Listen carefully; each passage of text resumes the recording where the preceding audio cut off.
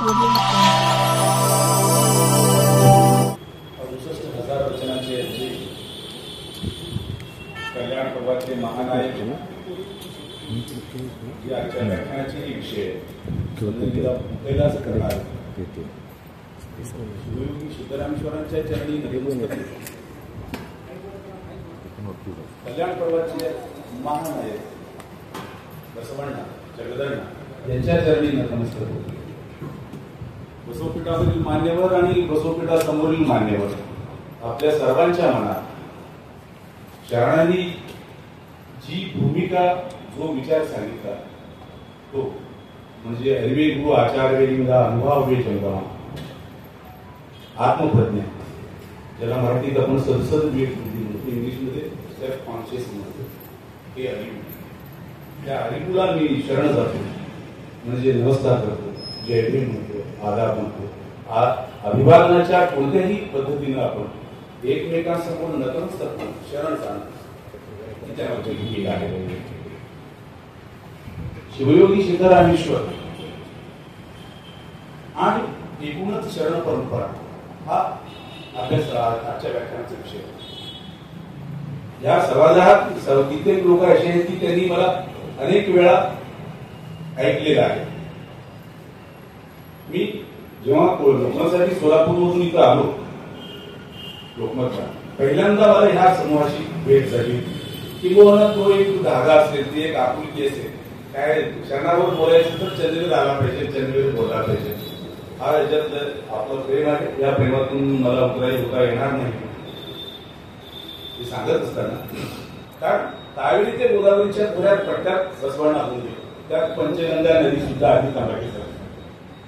पंचगंगेच्या तीरावर सिद्धरामेश्वरांचं मंदिर आहे, असायलाच पाहिजे, कारण सिद्धरामेश्वरांची ती कर्मभूमी आहे. पैठणपासून खाली कावेरीपर्यंत तंजावरच्या खोऱ्यापर्यंत शरण होऊन गेले. शरणांच्या पाऊल पुन्हा आपल्याला जागोजागी दिसतात.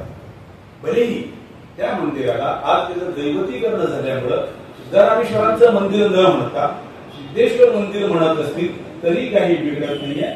ते मंदिर, ती जागा त्या शरणाच्या पावलानं, त्या शरणांच्या बसण्यानं, आपण जसं म्हणतो इथं आमचे महाराज येऊन बसले होते, ती त्यांची गदिगी आहे. ती पूजेची परंपरा. आमच्या शेतात आमचे महाराज येऊन गेले, ते आल्यापासून आमचं विकास झाला, आमची प्रगती झाली, आम्हाला काही कमी पडलं नाही, आमच्या विहिरीतलं पाणी संपलेलं नाही आहे. ही जी धारणा होती कशामुळे झालं?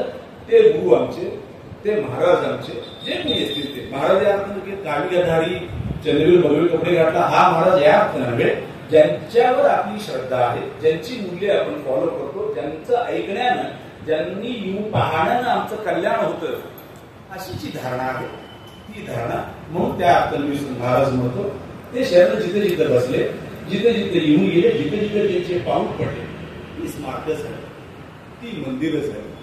आज कित्येक मंदिर आहेत, ती सगळी आज सिद्धेश्वर मंदिर किंवा बसवेश्वर मंदिर म्हणून ओळखले गेले असतील तरी त्या जागा त्या शरणांच्या पाऊल आहेत असं आपण खात्रीनं सांगू शकतो. जयसिंगपूरचं ग्रामदैवत ते सिद्धेश्वर आहे. आता तंबाखी साहेबांनी सांगितलं पंचगंगेच्या घाटावर सिद्धरामेश्वरांचं मंदिर आहे.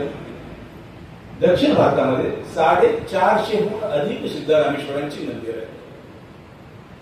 ज्या माणसांनी ज्ञानराज नावाच्या मुलामध्ये ईश्वर पाहिला त्या लोकांनी त्याला ज्ञानेश्वर म्हटलं.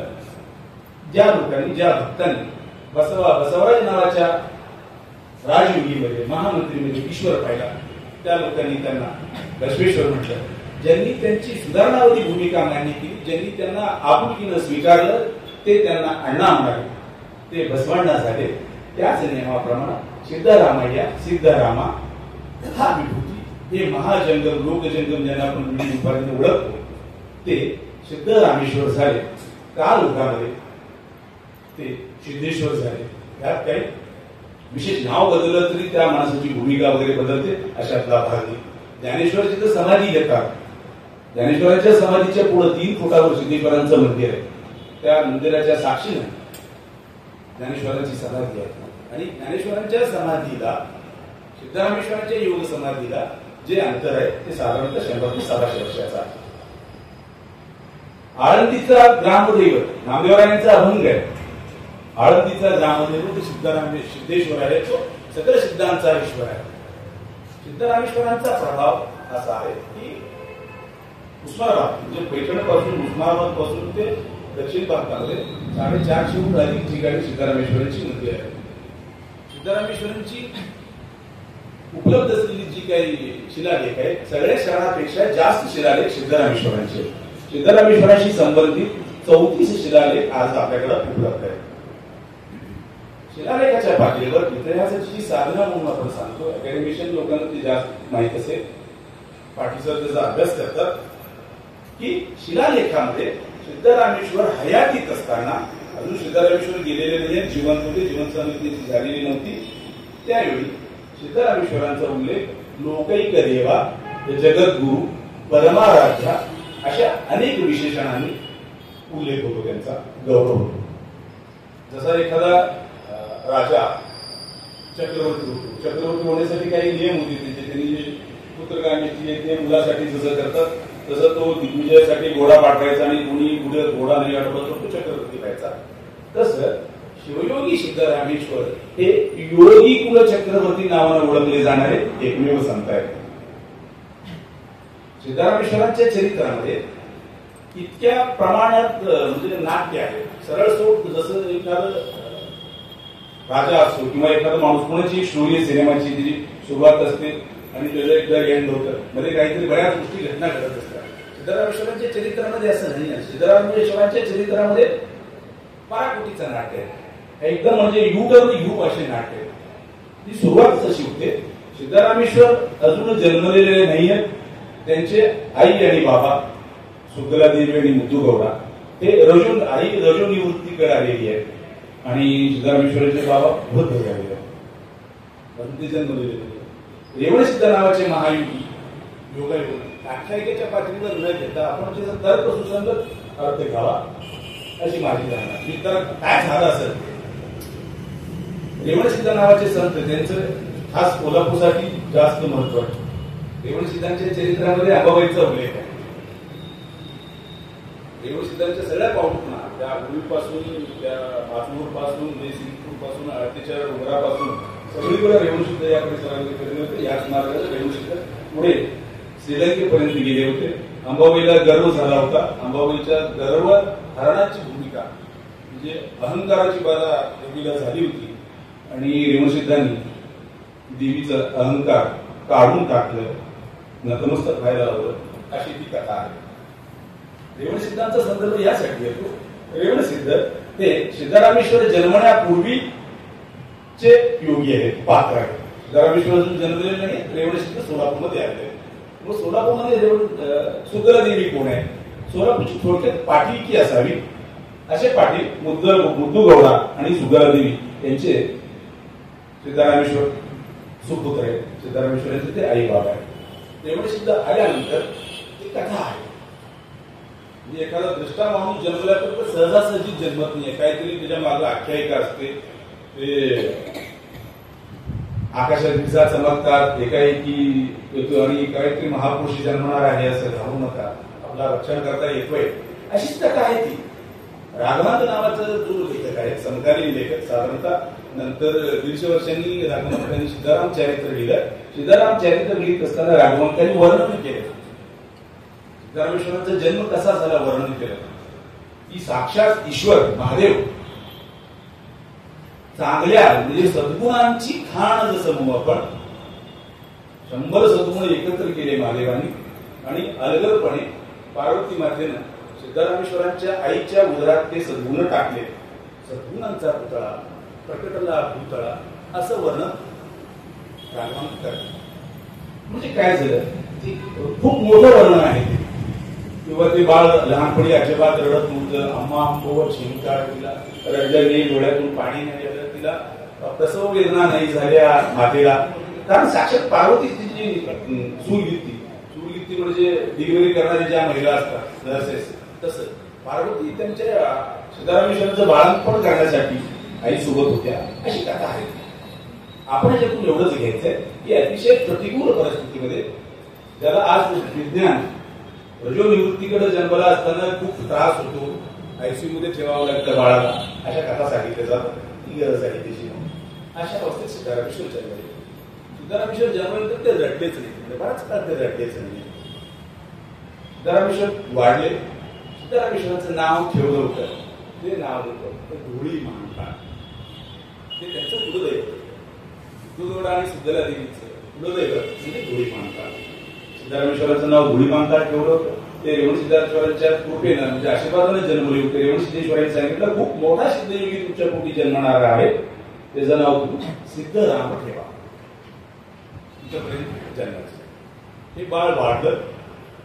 सिद्धारामेश्वर लहानाचे मोठे झाले, 7-8 वर्षाचे झाले असेल, ते बोलत नव्हते. म्हणून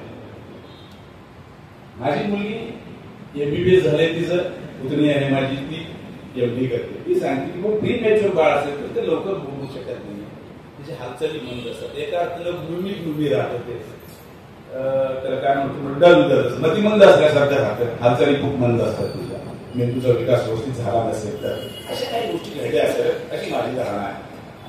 आपण 2025 मध्ये बोलतोय, आपण सगळे शिकलोय, विज्ञान आपल्याला माहित आहे, म्हणजे आख्यायिका पुण्य पापत काढून टाकू.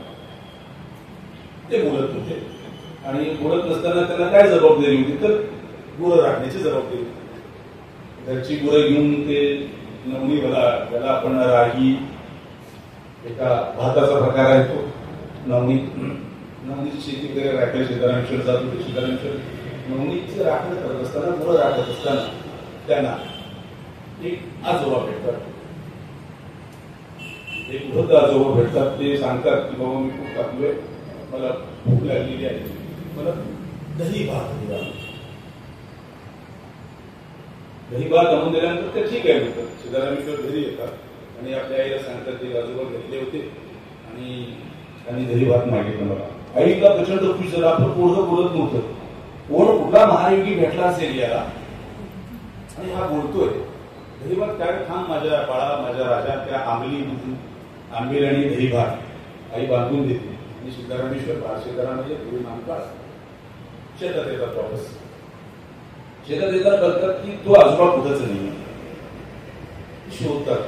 त्यांनी नाव सांगितलं असतं, आजोबा तुमचं नाव काय, कोणाला आणून देऊ? ते म्हणतात की माझं नाव मल्लय्याही असं म्हणतात, मला शिवय्याही म्हणतात. अय्या म्हणजे आदरार्थी नाव आहे. अय्या ಎಂದರೆ स्वर्ग आहे, रो ಎಂದರೆ नरक. या अर्थानं ते अय्या असं. त्याचं नाव मल्लय्या मल्लप्पा काही असू शकतात. ते मल्लय्या दिसले नाहीयेत. सिद्धारामेश्वर निघाले, शोधले. त्यावेळी राखी ढेरे असं सांगतात की शिखर शिंगणापूर पासून श्रीशैल पर्यंत जाणाऱ्यांची संख्या खूप मोठी होती. कावड आजही जाते आमच्याकडे पदयात्रा घेऊन. चालत जाणाऱ्यांची संख्या खूप मोठी होती. लोक चालत जायचे पदयात्रा घेऊन, कावड घेऊन. त्या गर्दीपैकी एकाने विचारलं सिद्धारामेश्वरांना, अरे बाळा का रडतो? हे बाळ लेकरू सांगितलं की मी मल्लय्याला शोधतोय. अरे मल्लय्या इथं कसं भेटेल? आम्ही मल्लय्याकडेच चाललोय आणि तुझं लक्ष सोडत. सिद्धारामेश्वर त्या श्रीशैलला पदयात्रेला जाणाऱ्या लोकांसमवेत मल्लय्या श्रीशैलपर्यंत जातात आणि तिथं सांगितलं मल्लय्या कुठे आहे. त्या लोकांनी आज ज्याला 12 ज्योतिर्लिंगापैकी आपण एक ज्योतिर्लिंग म्हणून मानतो, आदर करतो. लोकांच्या आदराला आणि भक्तीला आपल्याला धक्का नाही लावायचा. त्या पिंडीकडे दाखवून ते म्हणले की हे मल्लय्या आहे. सिद्धारामेश्वर म्हणाले नाही आहे. याच्यामध्ये गोष्ट काय आहे, जी कमिटमेंट आहे, श्रद्धाभाव आहे. म्हणजे मल्लय्याने मला धरावं ही भावना सिद्धारामेश्वरांची अजिबात नाही आहे. मला मल्लय्या भेटावा, मल्लय्याला मी पाहावं, त्याला निरोप द्यावा, एवढंच आहे त्याच्यामध्ये. ते म्हणते की हे मल्लय्या नाही आहे. नाही म्हणजे हेच मल्लय्या.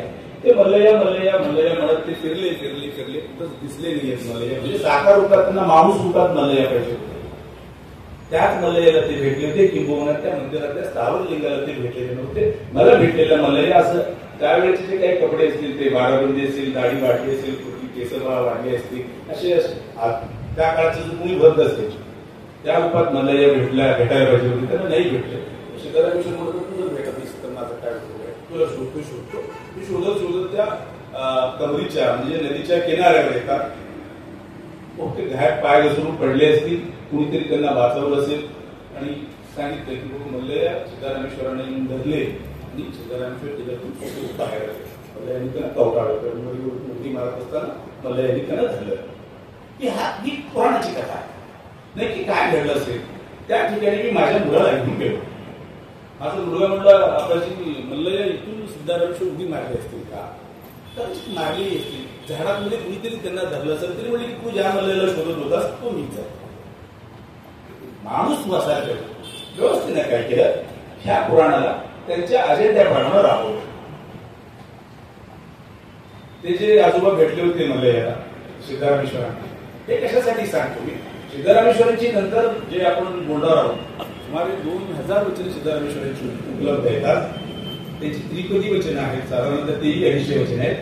आणि इतर शरणांच्या वचनामधून जे सिद्धारामेश्वरांचं चरित्र उलगडलं जातं, जे व्यक्त केलं जातं, ते सिद्धारामेश्वर किती थोड आहे, काय काय आहे त्यांच्यामध्ये, त्याचा जर आपण धांडोळ घेतलं, तर जर अभ्यास केला तर आपल्याला असं लक्षात येतं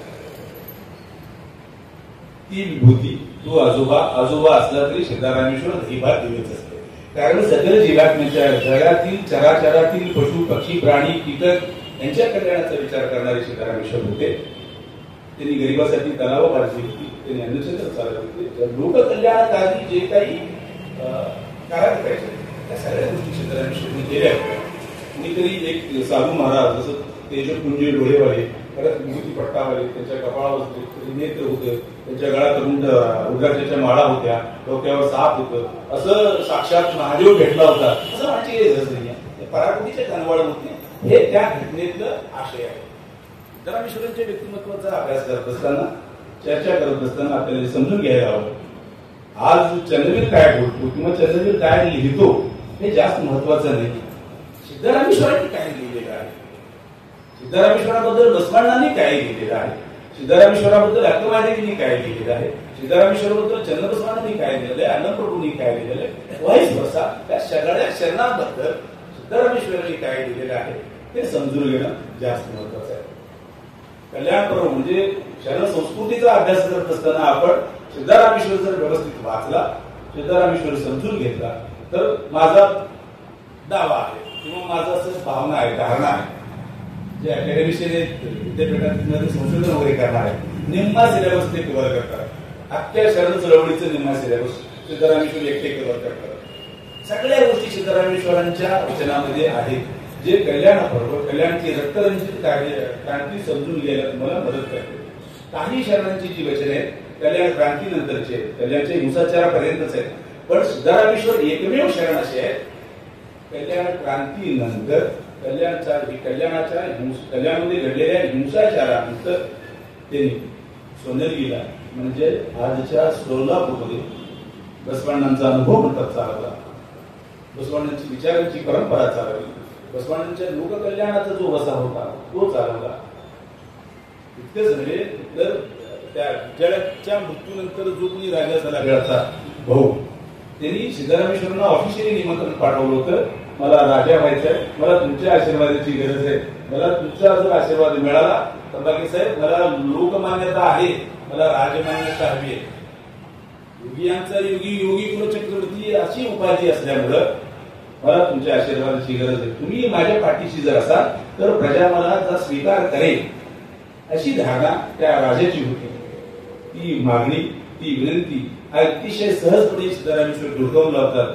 सिद्धारामेश्वर सांगतात ते वचन दीर्घ वचन आहे. ते सांगतात मी काही ज्योतिषी नाहीये, मी काही धर्माचार्य नाहीये, माझे तू मला घेऊन जाऊन तुझं राज्याभिषेक वगैरे करणार आहेस, मी तुझ्या याला येणार नाही. त्याचं दुसरं कारण हे असावं, जी भूमी शरणांच्या रक्तानं माखलेली आहे, जी भूमी शरणांच्या हिंसाचारानं दाटलेली आहे, त्या भूमीमध्ये तुझं राज्याभिषेक करण्यासाठी मी कसं येऊ शकतो, ही वेदना दिसत सिद्धारामेश्वरांच्या मनामध्ये नक्कीच असली पाहिजे. सिद्धारामेश्वर श्रीशैलपर्यंत गेले होते, आपण पाहिलं आतापर्यंत. श्रीशैलपर्यंत गेल्यानंतर ते मल्लयांनी त्यांना धरलं. मग मल्लयांनी धरावं म्हणून श्रीशैलला जाऊन उडी मारले का ते? कदाचित नक्कीच नाही. त्यांचं पॅशन होतं, त्यांचे देवाप्रती त्या माणसाप्रती भक्ती इतकी कमिटेड होती की काही नाही, मला फक्त मल्लया पाहिजे, मला मल्लयांना भेटायचं. दरीत असतील तर मी दरीत जाईल, डोंगरावर असतील तर डोंगरावर जाईल. दरीत असावेत म्हणून जेव्हा दरीत इको झाला आवाज, त्या इको झालेल्या आवाजाकडे सिद्धारामेश्वर गेले असतील. दरीत तुम्ही पाय घसरत असताना कुणीतरी त्यांना उचललं ही कथा आपण कथा म्हणून किंवा त्यांच्या चरित्राचा एक भाग म्हणून मान्य करायला पाहिजे. सिद्धारामेश्वरांचं आणि मल्लयाचं, त्या मल्लिकार्जुनाचं काय नातं आहे? तर सिद्धरामेश्वरांचं वचनांकित जे आहे ते कपिल सिद्ध मल्लिकार्जुन. सिद्धरामेश्वर आपल्या सगळ्या मनाच्या गोष्टी त्या कपिल सिद्ध मल्लिकार्जुनाला सांगतात. जसं महात्मा बसवांना उडल संगमदेवाला सांगतात, डॉक्टर महादेवी चन्नमल्लिकार्जुनाला सांगतात, अल्लम प्रभुदेव हे गुहेश्वराला सांगतात, तसं शिवयोगी सिद्धरामेश्वर हे आपल्या ज्या काही आपल्या अंतःप्रेरणा आत्मसंवाद आहे, शरणांचा आत्मसंवाद म्हणजे वचन आहे. प्रोज पोएट्री प्रकार आहे, मुक्तछंदातल्या रचना ही एक वचन आहे. मग सिद्धरामेश्वर आपल्या वचनामध्ये कपिल सिद्ध मल्लिकार्जुनाला सांगतात. कपिल सिद्ध मल्लिकार्जुन म्हणजे आपण दुसऱ्या टप्प्यात जेव्हा सिद्धरामेश्वरांचे चरित्र पाहतो आपले हिंमत होणार नाही. तो कपिल सिद्ध मल्लिकार्जुन म्हणजे तो श्रीशैलचा 12 ज्योतिर्लिंगापैकी एक ज्योतिर्लिंग तो देव आहे असं आपण राज्यपात म्हणू शकत नाही. कारण ते कपिल सिद्ध मल्लिकार्जुन सिद्धरामेश्वर हिमसेल्फ आहे, हे स्वतः आहे. त्यांची वचनं त्यांच्या स्वतःशी झालेला आत्मसंवाद आहे. प्रत्येक गोष्ट कपिल सिद्ध मल्लिकार्जुनला सांगतात. बसवांचा कुडल संगम असाच आहे, लंबदेवांचा गुहेश्वरी तसाच आहे. तो आत्मसंवाद आहे शरणांचा. त्याच्याबरोबर मी असं म्हणू नये की शरणांनी देव नाकारला होता तर तो कुडल संगम देव कसा आहे. बसवेश्वरांनी जर साकार मंदिर नाकारलो तर कुडल संगम मंदिर तो त्यांचा आराध्य दैवत कसं होईल. नाही, 2 टप्पे, पहिला टप्पा आणि दुसरा टप्पा. पहिला टप्पा हे प्रायमरी सिलेबस आहे. विद्यापीठ म्हणजे शिवाजी महाराजांचे चरित्र 4थीला आहे आणि विद्यापीठात पीएचडी करणारे शिवाजी महाराजांचा अभ्यास करत असतो. पण पीएचडी करणारा जे काही अभ्यास करतो त्याचा आवाका, त्या 4थीच्या मुलाचा आवाका वेगळा असणार आहे. हे त्याच्यातलं महत्वाचं सूत्र आहे. सिद्धरामेश्वरांची ही एकूण वचनं आज उपलब्ध असलेली 2000 वचनं. सिद्धरामेश्वरांनी स्वतः दावा करतात माझी किती वचन आहेत ते सांगण्याला. सिद्धरामेश्वर आपल्या एका वचनामध्ये म्हणतात 68 ಸಾವಿರ ವಚನಗಳು ಹಾಡಿ ಹಾಡಿ ಸೂದಿತೆನ್ನ ಮನನೂರ 68,000 वचनं जाऊन मी थकलोय पहा देवा, आता मला तुझं कौतुक करणं भाग झाला. मी 68,000 वचनांचा रचयिता आहे. सिद्धरामेश्वर सांगतात 68 काय आहे. सिद्धरामेश्वराचे एकूण चरित्रच जर आपण पाहिलं, त्यांच्या लाईफचा ग्राफ आपण पाहिला तर 68 हा आकडा जास्त महत्वाचा आहे. सिद्धरामेश्वर सांगतात स्वतः 68,000 वचनांचा मी रचयिता आहे. आज त्यांची फक्त 2,000 वचनं उपलब्ध आहेत. म्हणजे त्यांची किती वचनं अजून आपल्याला सापडलेली नाही आहेत.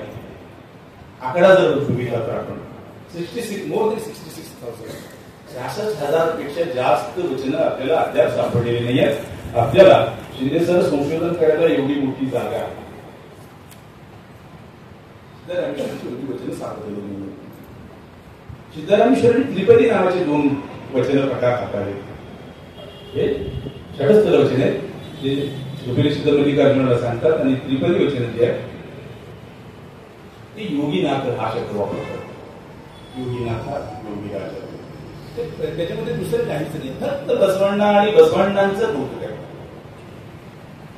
बसवण्णाने, बसवराजने, बसवत्यांनी सगळ्याच गोष्टी बसवण्णा म्हणजे आपण थकतो किती वेळा बसवण्णांचं नाव घ्यायचं म्हणून. आज एकूणच मी सुरुवातीला म्हटलं कल्याण पर्व किंवा कल्याण शरण क्रांती समजून घेण्यासाठी तर बसवण्णांचं व्यक्तिमत्व समजून घेण्यासाठी सगळ्या शरणांनी बसवण्णांबद्दल आदर व्यक्त केला. सगळ्या शरणांनी विशेषतः महिला शरणांनी बसवण्णाबद्दल आदर व्यक्त केला. परंतु सिद्धरामेश्वरांची जे काही भावना आहे, धारणा आहे, त्यांना काय अन्योन्यता आहे, ती अन्योन्यता इतर शरणांमध्ये तुलनेनं कमी दिसते. मी तुलनेने हा शब्द वापरतो म्हणजे आपल्याला कुणाला साईड बाय काढायचं नाही. सिद्धरामेश्वरांची कमिटमेंट इतकी एकजीव झालेली आहे ते बसवण्णांप्रती, त्यांची श्रद्धा जास्त आहे. विश्वस्तोत्र त्रिविधी, बसव स्तोत्र त्रिविधी आणि ही षडस्थल वचने असे 3-4 प्रकारे सिद्धरामेश्वरांची वचने लिहिली. आज बसव स्तोत्र त्रिविधीमध्ये साधारणतः 124 वचनं आहेत. कशासाठी सांगतो, वचनांच्या पातळीवरही जसं शिलालेख सगळ्यात जास्त सिद्धरामेश्वरांची आहेत तसं वचनं ही सिद्धरामेश्वरांचीच जास्त आहे. बसवण्णांची साधारणतः 1500च्या आसपास वचनं आहेत. अक्कमादेवीची वचनं 900 पण उपलब्ध नाही आहेत. आज शरणामध्ये एकूण कल्याण पर्वामध्ये जे काही 12 सत्या जे काही शरण होऊन गेले सगळ्या शरणामध्ये आजच्या भाषेमध्ये फॅन फॉलोवर सगळ्यात जास्त असलेले संत शरण म्हणजे शिवयोगी सिद्धरामेश्वर आहेत. सिद्धरामेश्वर बसवांना भेटण्यापूर्वी त्यांचा स्वतःचा ऑरा एक प्रकाशाचं बेट आहे. त्यांचे भक्त संप्रदाय मोठा आहे. भक्त भक्त म्हणून मास असं नव्हे, फक्त ते राजे सरदार खूप मोठा असलेला माणूस सगळे त्यांच्या समोर आले येऊन लीन त्या काळचे जे काही राजवंश होते ते सगळे सिद्धरामेश्वरांच्या चरणी लीन झाल्याचा इतिहास. जे सिद्धरामेश्वर बसवांचे समकालीन आहेत हो नक्कीच आहेत. वयाने कदाचित कमी नसावे. लोकांची धारणा आहे सिद्धरामेश्वर लहान होते असं सांगण्याची संख्या 1/100 मिळते. परंतु मला असं वाटतं सिद्धरामेश्वर वयाने लहान नसावे, कारण सिद्धरामेश्वरांचा इतिहास स्वतंत्र आहे. आपण एखादा सिनेमा करतो आणि सिनेमामध्ये जर चरित्र नायक मोठा असेल तर त्याच्या असलेली जी काही उपनायक आहेत त्यांच्यावर छोटे छोटे केले जातात.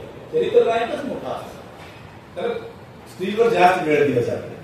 तसं बसवांच्या सिनेमामध्ये सिद्धरामेश्वरांचा रोल लहान असेल तर सिद्धरामेश्वरांचा सिनेमा त्याच्यापेक्षा खूप मोठा 70 mm सिनेमा होईल एवढं मोठं कार्य सिद्धरामेश्वरांचं होतं. आपण एकमेकांना तुला व्हायला काय आता जे सिद्धरामेश्वरांचे भक्त म्हणून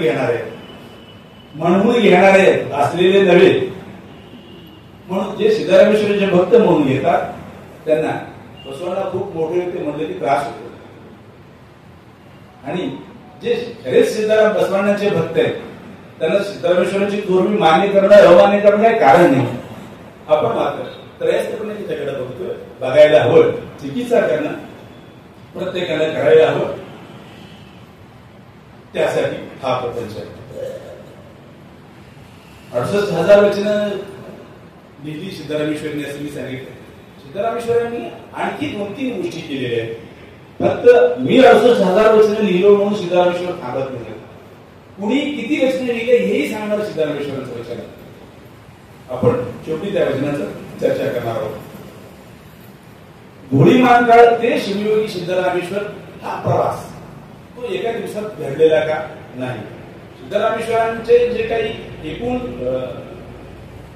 काय म्हणतो आपण आख्यायिका पुराण किंवा चमत्कार याच्यानं काही कमी नाही आहे त्याच्यात. त्याही पेक्षा त्यांनी केलेलं लोककल्याणाचं काम, त्यांनी बांधलेले तलाव, त्यांनी केलेले सामूहिक विवाह पद्धती, त्यांनी केलेलं आयुर्वेद, त्या अलंप्रभूंनी 27 विशेषणांनी सिद्धरामेश्वरांचं कौतुक केलं. सिद्धरामेश्वर काय आहे? सिद्धरामेश्वरांच्या एकूणच चरित्रामध्ये अलंप्रभूंचा रोल खूप मोठा आहे. सिद्धरामेश्वर हे साकार ईश्वराचे भक्त होते. श्रीशैलला गेले, मल्लयाला थेट त्यांनी प्रसन्न केलं होतं. मल्लयाला जिंकलेला माणूस म्हणजे देवाशी रोज संवाद साधणारा हा व्यक्ती म्हणून त्यांची ख्याती होती. ते श्रीशैलीहून सोलापूरला आल्यानंतर ते सोलापूरला प्रति श्रीशैल केले अशा कथा आहे. त्याचं कौतुक आहे बाबा. प्रति श्रीशैली केले त्यांनी, अभिनव श्रीशैली केलं होतं. योग रमणीय क्षेत्र केलं होतं. योगी इतके मोठे योगी होते ते योगी कुलचक्रवर्ती होते. स्वंदरगीला त्यांनी योग रमणीय क्षेत्र केलं होतं. स्वंदरगीला त्यांनी प्रति श्रीशैल केलं होतं. या प्रति श्रीशैल करणाऱ्या सिद्धरामेश्वरांचं शिवयोगी सिद्धरामेश्वर होणं म्हणजे स्वंदरगी सोलापूर हे प्रति कल्याण होण्याचा प्रवास आहे. हे साधक असलेले सिद्धरामेश्वर सांगतात ईश्वर असा आहे, ईश्वर कसा आहे. नंतर तेच सिद्धरामेश्वर सांगतात कैलास वेंबुलू हाळू पेट्ट काणी. कैलास म्हणणार हे एक ओसाड डोंगर आहे पहा, हे आपण समजून घ्यायला हवं. म्हणजे एक माणूस त्याचं ट्रान्सफॉर्मेशन ज्याला आपण म्हणतो, बदल होणं, स्वीकारणं. बदल होणं स्वीकारणं म्हणजे ज्याची कथाच अशी आहे की साक्षात ईश्वराला थेट संवाद साधतात. ते अहंकारालाच पाहिजे होता. किती अत्यंत आहेत. आपण जर चांगल्या मार्गाने पास झालो तर आपण हवा बघतो आपल्या आपल्या. सिद्धरामेश्वर एक ऑर्डर घेऊन आले होते, एक मोठा लवाजमा घेऊन आलेले होते सोलापूरला वापस. सिद्धरामेश्वर रोज ईश्वराशी थेट बोलतात, श्रीशैलला जाऊन येतात रोज 2 वेळा, अशी त्यांची कथा होती. ते सिद्धरामेश्वर मात्र अतिशय नम्र, जे ज्या नम्रतेनं ज्या मुग्धतेनं धुळीमानकाळ नावाचा मुलगा होते जे मल्लयाला शोधत ते कमरीच्या दरीमध्ये उडी मारले तेवढेच नम्र नंतरच्याही काळामध्ये ते होते, तेवढेच मुक्तपणे निरागसतेने ते बसवानाशी मैत्री करू शकले, ते नीलमताईशी मैत्री करू शकले, ते चंद्रबसवानाशी मैत्री करू शकले आणि ते अक्कमहादेवीशी मैत्री करू शकले. म्हणूनच कदाचित अक्कमहादेवी म्हणतात मी सिद्धरामेश्वरांच्या करुणेय कंदा, म्हणजे अतिशय लाडावलेलं बाळ आहे. ही कोण आहे तर मी सिद्धरामेश्वरांची लाडकी कन्या आहे म्हणतात. हे सिद्धरामेश्वरांचं मोठेपण होतं, अनुभव म्हणतात. बाबडे मी अल्लप्रभुदेवानी सिद्धरामेश्वराबद्दल 27 विशेषण सांगितलं होतं. आता मी वाचून दाखवतो. हे खूप उशिरा माझ्या हाती आलं होतं. अल्लप्रभुदेव म्हणतात परम योगीश्वर, शुद्ध सात्विक योगीश्वर, सच्चिदानंद योगीश्वर, नित्य परिपूर्ण योगीश्वर, शिवयोगामृत संतुष्ट योगीश्वर, परम योगीश्वर. या सगळ्यामध्ये योगीश्वर कॉमन आहे. सकल कर्ण गुणरहित योगीश्वर, सर्वेंद्रिय सुख निर्मूल योगीश्वर, संसार वद योगीश्वर, मायागार गूढ योगीश्वर, माया मदन मथन योगीश्वर, सगुण योगीश्वर, सन्निध योगीश्वर, निर्गुण योगीश्वर, निरंजन योगीश्वर, सकल निष्कलत्व शिरोरत्न योगीश्वर, अखंड परिपूर्ण योगीश्वर, अप्रमाण भरित योगीश्वर, अप्रतर्क्य चरित्र योगीश्वर, असाध्य साधक योगीश्वर, जे कुणालाही साधायला असाध्य आहे असं असाध्य साधन करणारे योगीश्वर आहे. अभेद्य भेदक योगीश्वर, जे कुणालाही भेद होत नाही कुणाकडून ते भेद करणारे असे योगीश्वर आहेत. ते अभेद्य भेदक योगीश्वर, सुज्ञान प्रभामय योगीश्वर, महाज्ञानैक्य चैतन्य योगीश्वर, कार्य गुणधर्म कर्म संहार योगीश्वर, ब्रह्मांड संदेय संभूत योगीश्वर, निरयव निर्लेप निष्पाप योगीश्वर आणि इहलोक परलोक गतिरहित योगीश्वर. ज्या विभूतीला इहलोकाची आणि परलोकाची गतीच नाही आहे, तो इतक्या सहजपणे दसरा चौकातून खाली अंबाबाईच्या मंदिराकडे जावं, इहलोक परलोक गती विरहित योगीश्वर आहेत ते, असं अल्लप्रभू सांगतात. हेच अल्लप्रभू जेव्हा सिद्धरामेश्वराला पहिल्यांदा भेटले होते ते वड्डरामा वड्डर सिद्धरामा म्हणाले होते. ती कथा अशी आहे. सिद्धरामेश्वर जेव्हा श्रीशैलमधून आले वापस, मी श्रीशैलला आल्यानंतर मोठे योगी म्हणून त्यांची ख्याती झाली होती. त्यांचा भक्त संप्रदाय मोठा होता. त्यांनी सोलापूरला प्रति श्रीशैल केलं होतं आणि म्हणलं सिद्धरामेश्वर सांगतात तसं ऐकत होते. म्हणजे काय, ते 2-3 कथा आहेत, मी थोडक्यात सांगतो. तलाव बांधत असताना अल्लप्रभुदेव सोलापूरला आले होते सोनेरीला, आणि येताना त्यांनी सांगितलं म्हणे तू एवढा मोठा योगी आहेस, साधक आहेस, हे काय पुन्हा अशा मंदिर त्याच्या प्रतीकामध्ये पडतात, तुझं काम खूप मोठं आहे, तू साक्षात म्हणजे ती सिद्धी इतकी मोठी आहे, तू अशा कर्मकांडामध्ये कशासाठी आला त्याला, ती वचनच आहे. ते वड्डरामा वड्डर सिद्धरामा, ते आपण जातीवादक म्हणून घ्यायची गरज नाही. तू दगड मोठ्यामध्ये मोठा आहे असं म्हणणारे अल्लप्रभुदेव त्या सिद्धरामेश्वरांचं असं 27 योगीश्वर म्हणून कौतुक करतात. हा धुळीमार काळ असलेल्या सिद्धरामेश्वरांचा, शिवयोगी झालेल्या सिद्धरामेश्वरांचा ट्रान्सफॉर्मेशन झालेलं कौतुक आहे. त्याचं ते यश आहे, त्याचे ते परिमाण आहे असं आपल्याला म्हणता येईल. योगी यांचे योगी सिद्धरामेश्वर आहे. योगी यांचे योगी सिद्धरामेश्वर कसे आहेत? सिद्धरामेश्वर स्वतः सांगतात योगी झाला तर माझ्यासारखं व्हायला पाहिजे, भक्त झाला तर बसवण्णासारखं व्हायला पाहिजे. आणि स्वगळ बाचरस नावाचा एक कवी सांगतो, शरण वचनकार सांगतात की योगी गळ योगी व बने स्वगळा शिवयोगी, शिवयोगी सिद्धरामा. सिद्धरामेश्वरांचं शिवयोगित्व असं आहे. शिवयोगी सिद्धरामेश्वर या लौकिक परलौकिकाच्या पलीकडे गेले होते. अंगी देवया आणि अंगी रायमया नावाचे 2 शरण आहेत. त्यांच्या पाऊल खुणात आपल्याकडे पुरुजला वगैरे दिसतात. ते होते तिकडे. त्यांचं बसवण्णाची आधी भेट झाली होती, बसवण्णाची ओळख झाली होती. अंगी देवया आणि रायमला सिद्धरामेश्वरांनी असाइनमेंट दिली होती. आपण असाइनमेंट म्हणू शकतो ना काका? तर असाइनमेंट दिली होती की गावामध्ये जत्रा वगैरे होत असताना आज ही आपल्याकडे पद्धत आहे गावात जत्रा असेल किंवा मठात जर कार्यक्रम असेल तर प्रत्येक घराला जबाबदारी दिली जाते. 200 तांदूळ किंवा गहू दिलं जातं किंवा डाळ दिली जाते. तुम्ही तेवढं शेअर द्यायचं. आमच्याकडे कित्येक मठ आहेत. आजही यात्रा मठांची अशीच होते. गाव मिटिंग होते आणि गावात जबाबदारी दिली जाते. प्रत्येकानं 2-2 शेअर गहू घेऊन जायचे किंवा डाळ घेऊन जायचे. त्याच्या पुरणपोळ्या करायचे. जर मी 2 शेअर घेऊन आलो तर माझे घरातले 2 शेअर घालायचे. गाव जेवणार असतं तिथं. अशी जबाबदारी असते. आज ती परंपरा चालू आहे. तसं सिद्धरामेश्वरांनी मल्ल्याची यात्रा करत असताना त्या अमुगी देवयाने राया म्हणा असाइनमेंट दिलं होतं किंवा तुम्ही एवढं ते काम करा. अमुगी देवाय म्हणतात नाही करत का तर तू भरली आहेस. तुझ्या गळ्यात इष्टलिंग नाही. तू स्वतःलाच देव मानतो. लोक तुझ्या रागा लावून पाया पडतात. तू भरली आहेस. भव्यचं आम्ही काम करत नाही. त्याच्या गळ्यात इष्टलिंग आहे जो कमिटेड आहे इष्टलिंगाशी, जो स्वतःला देवापेक्षा श्रेष्ठ मानत नाही. तसा कल्याणीचा बसवण आहे. आम्ही त्याला त्याचंच ऐकतो. आम्ही तुझं ऐकत नाही. तर खूप हर्ट झालं सिद्धरामेश्वरांना. सिद्धरामेश्वर म्हटले माझ्या गावचा साधा माणूस मी असा खूप मोठा योगी कुलचक्रवर्ती एवढं लोकांना जेवण देतो. रोज एवढे यज्ञयाग करतो. साक्षात ईश्वर माझ्याशी बोलतो मल्लिकार्जुन. आणि हा माणूस मला असं कसं काय म्हणू शकतो. ते म्हणले की याला भेटू नका गावात. त्याला काय गावात सिद्धरामेश्वरांनी सांगितले की ना त्यांच्या भक्तांनी कुणीतरी ते मेसेज दिला असेल. आज आपल्याकडं व्हॉट्सअप करायची पद्धत आहे. त्यावेळी ती नव्हती. ते कुणीतरी सांगितलं असेल. मग अमुगी देवयानी रायम्मा गाव सोडून सोलापूर सोडून जातात. ते कुठं जातात कल्याणला जातात. कल्याणजवळ शिवपूर नावाचं गाव आहे. तिथे ते गेले. त्यावेळी संसाराचं भाट जास्त त्यावेळी वजन असेल त्यांच्याकडे. 2-3 गठोडे झाले म्हणजे त्यांची. एक गठोडं रायामध्ये आपल्या डोक्यावर घेतलं होतं. नवऱ्याने एक गठोडे घेतलं होतं. तर तिसरं गठोडं काय करायचं असा प्रश्न पडला. रायमाचं वचन आहे. ते विचारतात ते तिसरं गठोडं काय करायचं.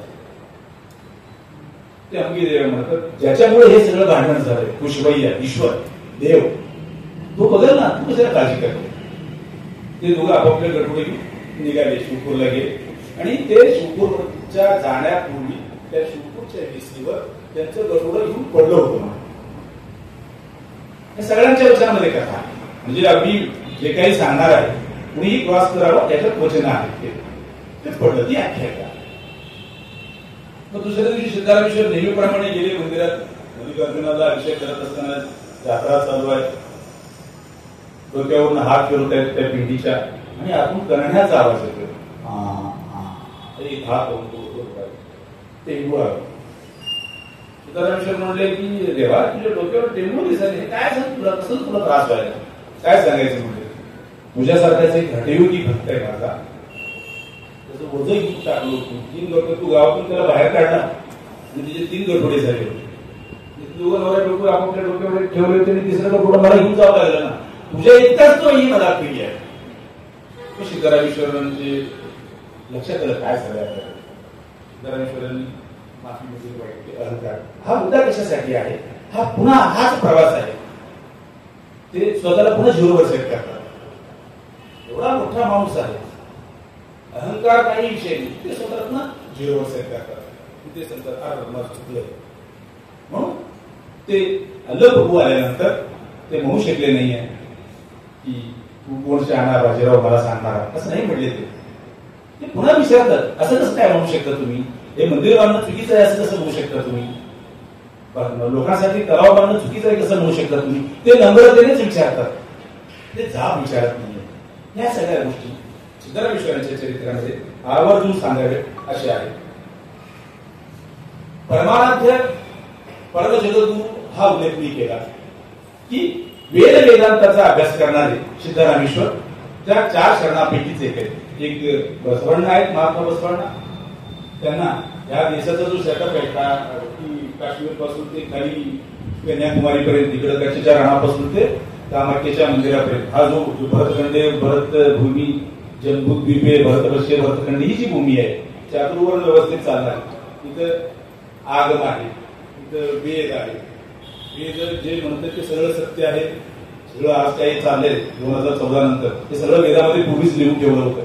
अशी जी व्यवस्था आज सांगते त्या व्यवस्थेला पर्याय देणारी एक व्यवस्था आहे. ते शैवांची व्यवस्था ती आगमिक व्यवस्था ती आगमही असंच आहे. जसं वेद ईश्वराच्या मुखातून आले तसं आगमही ईश्वराच्याच महादेवाच्याच मुखातून आले. महादेवाचे 5 मुख आहेत एकूण. ते 4 दिशांना 4 असलेले आणि ईशान्य मुख नावाचं जे काही वरती पाहणारे महादेव आहेत त्या मुखातून आगम जन्मले अशी कथा आहे. मग सिद्धरामेश्वर ह्या वेदागमांचा अभ्यास असलेले शरण आहेत. त्यामध्ये बसवण्णा आहेत, तुम्ही सुरुवातीला सांगितलं चंद्र बसवण्णा आहेत, हल्लम प्रभुदेवा आणि सिद्धरामेश्वर आहे. त्याचं कारण सिद्धरामेश्वरांच्या वचनामध्ये संस्कृत श्लोक आपल्याला मुबलक प्रमाणात दिसतात. किंबहुना नंतरच्या काळामध्ये ज्या पुण्या शाळा स्वामीला काही वचनं घुसवावी वाटली, काही शब्द घुसवावी वाटली, त्यासाठी सिद्धरामेश्वर जास्त सोपे होते आपलं पांडित्य दाखवण्यासाठी. सिद्धरामेश्वरांच्या वचनामध्ये जास्तीत जास्त प्रमाणात घुसखोरी झाल्याचं आपल्याला दिसून येतं. बसवण्णासारखं भक्त व्हायला हवं. मी आता म्हणलं ते वचन असं आहे, भक्त व्हायचं असेल तर बसवण्णाप्रमाणे व्हावं, जंगम व्हायचं असेल तर प्रभुदेवासारखं व्हावं, भोगी व्हायचं असेल तर आमचे गुरु चन्न बसवण्णाप्रमाणे व्हावं, आणि तुम्हाला जरी योगी व्हायचं असेल माझ्याशिवाय पर्याय नाही, माझ्यासारखं व्हायला पाहिजे. हा त्यांचा कॉन्फिडन्स आहे. मी योगी आहे, मी साधक आहे. या सगळ्या गोष्टीचा जर आपण विचार केला, सिद्धरामेश्वर काळाच्या किती पुढे होते. अकॅडमिशियन म्हणजे अहंकार हा सोडत विद्वत्तेचं तेज किंवा साधनेचं जे काही तेज आपण म्हणू तसे सिद्धरामेश्वर होते असं आपल्याला म्हणता येईल. सिद्धरामेश्वराची एकूण सांस्कृतिक पार्श्वभूमी पाहता सिद्धराम अवधूत आहे. अवधूत म्हणजे आचार्य परंपरा त्या बसवण्णांना अनुभवी म्हटलं जातं. तसं सिद्धरामेश्वर हे अनुभवतीय अवधूत आहे. सिद्धरामेश्वर धुळी महाकाळ आणि शिवयोगी जे होत झाले ते ट्रान्सफॉर्मेशन कसं झालं आपण पाहिले की श्रीशैलला होते, त्यांना ईश्वर प्रसन्न झाला. अंगी देवयांनी सांगितलं की हे चुकीचं आहे, तू भवी आहेस. ते मान्य झालं. हे कशासाठी मान्य झालं ते सिद्धरामेश्वर पुढच्या टप्प्यात सांगतात. बसवण्णा ज्या ईश्वराचं स्वरूप सांगतात, जगदगल उगीलगल आकाशाच्या पलीकडे त्याचा डोका आहे, पाताळाच्या पलीकडे त्याचे पाय आहेत, अगम्य आहे, अगोचर आहे, असा ईश्वर आहे. तो डोळ्याला दिसत नाही. तो कुठं आहे? तो तुझ्यात आहे, तो माझ्यात आहे. ती अवस्था सिद्धरामेश्वर स्वीकारली. आता काय झालं? सिद्धरामेश्वरांची ती अवस्था सांगण्यापूर्वी सिद्धरामेश्वर ज्या पद्धतीनं वाढले ते मोठे पडते थोरवी सांगत असताना बसवण्णाचं एक वचन आहे. बसवण्णा सांगतात, देव कामाला नाही मारलं. कामदेव, लव, गॉड ऑफ लव, देवाने कामाला मारलं म्हणतात. त्या ब्रह्ममुरारी शेवट कडवा आहे. कामदहन करुणाकर लिंगन तत्प्रणम आम्ही सदा शिवलिंग. हे सगळं आपण मान्य करू. देवानं कामावर विजय मिळवला होता. बसवण्णा हे नाकारतात. बसवण्णा म्हणतात देव कसं कामावर विजय मिळवू शकतो? देव ही संकल्पना महादेवाशी. शंकर महादेव पार्वतीचं मिस्टर असं. देव कामावर विजय मिळवले म्हणतात. देव कामावर विजय कसा मिळवू शकतो हे खोटं आहे. कसं काय? देवाला 2 पत्नी होत्या, देवाला 2 मुलं होती. जो माणूस 2 पत्नीचा मिस्टर आहे, ज्या माणसाला 2 मुलं आहेत, तो कामावर कसा विजय मिळवू शकतो? हे खोटं आहे. पहा, मग कामावर विजय कोणी मिळवलं? स्वनेली सिद्धराम. ही थोरवी गायली बसवण्णा. बसवण्णा सांगतात देव काम नव्हे, कामाचे वैरी 3 आहेत ह्या जगामध्ये, पृथ्वीवर.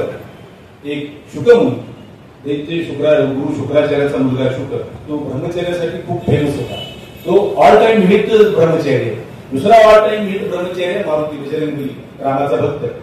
तो ऑल टाइम हिट. आपण कित्येक मारुतीच्या मंदिरात आमच्याकडे महिला जात नाहीत. मारुती जयंतीच्या दिवशी जातो त्यावेळी तो बाळ अवस्थेत असतो. कार्तिकेय कुमारस्वामीच्या मंदिरात जसं जयंतीच्या दिवशीच महिलांना एंट्री आहे, तसं मारुतीच्या जयंती दिवशीच आमच्याकडं मारुतीच्या मंदिरात आया बहिणी जातात. पुण्या वेळेने मारुतीच्या मंदिरात जात नाही, कारण त्याला धोका आहे, त्याचं ब्रह्मचर्य नष्ट होईल म्हणून. असं ह्या पृथ्वीवर 3च कामविहिरी आहेत, कामावर विजय मिळवलेले आहेत.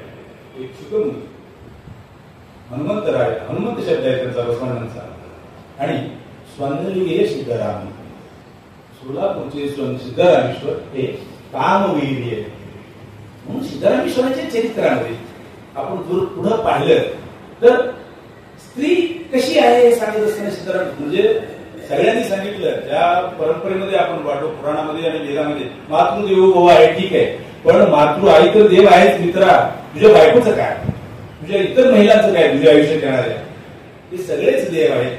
हे सांगणारे पहिले संत आहेत ते शिवयोगी सिद्धरामेश्वर. हेणू माये बरोबर हेणू मायेला अल्लप्रभू जेव्हा म्हणतात तेच वचन उलट्या अर्थाने सिद्धरामेश्वर सांगतात. तेव्हा तुम्ही निर्माण केलेली स्त्री डोक्यावर बसली, डोक्यावरच ना गंगा. तेव्हा तुम्ही निर्माण केलेली स्त्री डोक्यावर बसली गंगा. तेव्हा तुम्ही निर्माण केलेली स्त्री मांडीवर बसली ती पार्वती. तेव्हा तुम्ही निर्माण केलेली स्त्री छातीवर बसली. तेव्हा तुम्ही निर्माण केलेली स्त्री जिभेवर बसली. सर्वस्वरूपी ज्ञानाची देवता वगैरे मीच निर्माण केली स्त्रीला आणि तुमच्या अशा जागा त्या स्त्रीने बळकावल्या. म्हणून मी म्हणतो हेणू हेंडाला हेणू मायेला हेणू साक्षात कबीर सिद्ध मल्लिका गेला. स्त्री काय आहे? स्त्री माया नाही आहे, स्त्री मोह नाही आहे, स्त्री नरकचा द्वार नाही आहे, स्त्री साक्षात कबीर सिद्ध मल्लिकार्जुन आहे. स्त्री देव आहे. स्त्रीमध्ये फक्त आईमध्ये नव्हे तर बायकोमध्ये, बहिणीमध्ये, मैत्रिणीमध्ये, मुलगीमध्ये आणि तुमच्या आसपास तुमच्या आयुष्यात असलेल्या प्रत्येक नात्यातील भिन्न नात्यातील महिलेमध्ये स्त्री आहे. कारण स्त्री साक्षात कबीर सिद्ध मल्लिकार्जुन आहे. ही सिद्धरामेश्वरांची धारणा आहे, सिद्धरामेश्वरांची भूमिका आहे. हे सांगत बसवण्णांनी काय पूर्वी सांगितलं हे मी आता बोललो. सिद्धरामेश्वर महिलेबद्दल काय सांगतात हे सांगितलं तर सिद्धरामेश्वर योगी झाल्यानंतरचे जितके टप्पे साकार निष्ठेचे ते चरित्राच्या पातळीवर सांगितलं. चरित्र पूर्ण नाहीये सिद्धरामेश्वरांचं. मी 2 पार्ट केलेले आहेत पाठीगटा. एक चरित्र वेगळा विषय. सगळ्या शहरांच्या चरित्रावर उत्तम भूत म्हणजे ते जे शून्य आहेत, ठिपके आहेत, त्याची जोडणी करणे गरजेचं आहे. चरित्र परिपूर्ण नाही आहे. आपण पुराण आख्यायिकाचा आधार घेऊन ते चरित्र सांगण्याचा प्रयत्न करतो. सिद्धरामेश्वरांच्या चरित्रामध्ये सिद्धरामेश्वर श्रीशैलवरून सोलापूरला आले. सोलापूरला युगरमणे एक क्षेत्र केलं त्यांनी. सिद्धरामेश्वर मग कल्याणला गेले. अनप्रभू आल्यानंतर कल्याणमध्ये ते शरणामध्ये एकूट झाले. कल्याण क्रांतीनंतर ते सोलापूरला आले आणि सोलापूरमध्ये त्यांनी कल्याणचा वारसा त्या स्वनलीला प्रति कल्याण केलं असं ढोबळ सांगतो. कोणत्याही चरित्र राघवांच्या चरित्रामध्ये राघवान जो पहिला आणि पूर्ण सिद्धरामेश्वराचं चरित्र सांगणारा लेखक आहे. साधारणतः सिद्धरामेश्वरांच्या नंतर 100 ते 125 वर्षानंतर तो लिहितो. तो चरित्र सांगत नाही. सिद्धरामेश्वर हे कल्याणला गेले होते सांगत नाही. सिद्धरामेश्वर जर कल्याणलाच गेले नव्हते, राघवान सांगत नसेल, तर सिद्धरामेश्वरांनी चन्नबसवण्णाकडून दीक्षा घेतली का नाही घेतली त्याची उत्तर आपल्याला मिळणं कठीण आहे प्रचलित असताना. परंतु सिद्धरामेश्वरांच्या वचनांचा आणि एकूण शरणांच्या वचनांचा जर आपण धांडोळा घेतला, आपण अभ्यास केला तर आपल्याला लक्षात येईल शिवयोगी सिद्धरामेश्वरांनी जी काही आपली दीक्षा घेतली ती त्या चन्नबसवण्णाकडून घेतली असावी यासाठी ते सांगायचं. एक चरित्र झालं आणि दुसरा पाठ जो मी सांगितलं ते चरित्र ढोबळपणा. चरित्र पूर्ण करण्यासाठी मी अतिशय सांगायला मला अभिमान वाटतो. मी आज संचारमध्ये काम करतो.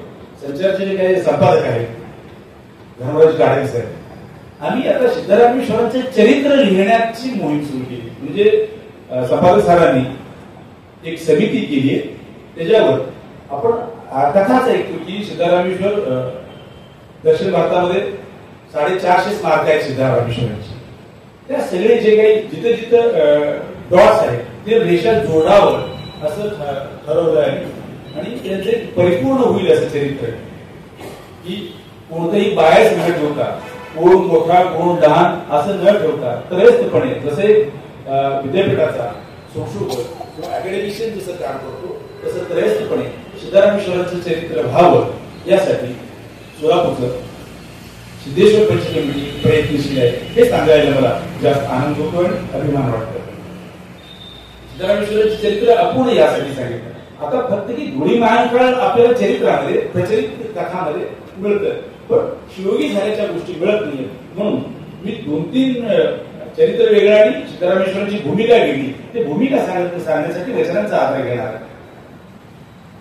धुळी मानकर जेवढे शिवयोगी झाले, ट्रान्सफॉर्मेशन कसं झालं, जे मल्लया ईश्वराला थेट बोलत होते, आणि ते जेव्हा कैलास नावाचा हाळू बेट आहे, कैलास नावाची अशा गोष्टी तिथे सगळे काम सुरू करतात, काही लोक गप्पा चाटत बसतात, असं जेव्हा सिद्धरामेश्वर सांगतात त्यावेळी त्यांच्या मनात, त्यांच्यामध्ये झालेला बदल पुन्हा झिरोवर सेट झाल्याचा आहे.